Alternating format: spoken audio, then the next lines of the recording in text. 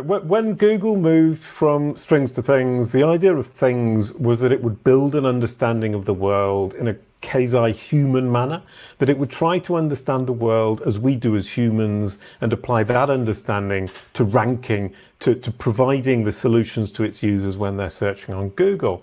Now, that understanding is in the knowledge graph. That knowledge graph is, for me, a machine-readable encyclopedia. So it's like Google as a child with an incredibly powerful memory.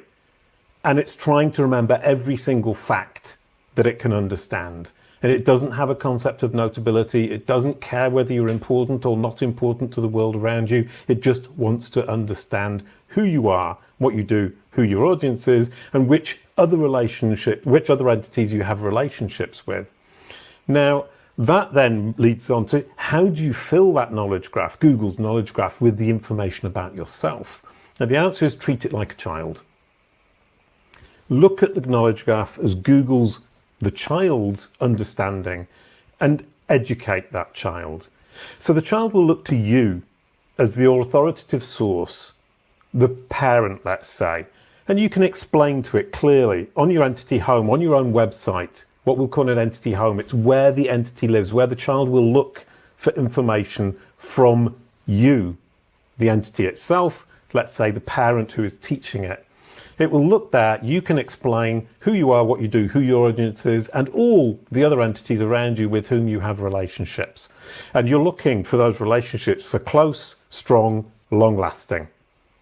So for example, my mother would be close, very strong, and eternal.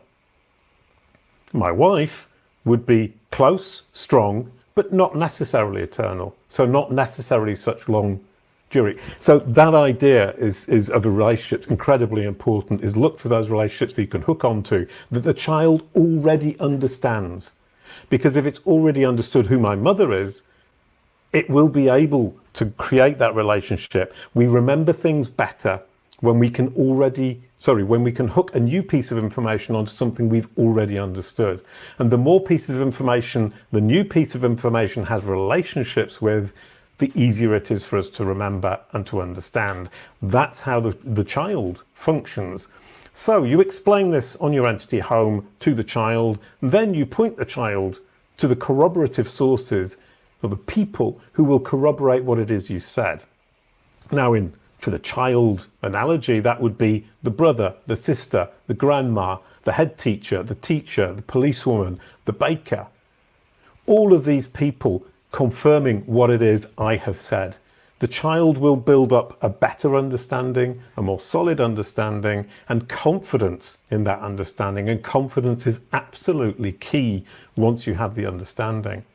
So this child will learn by repetition of the same message, the same information said in a very similar manner.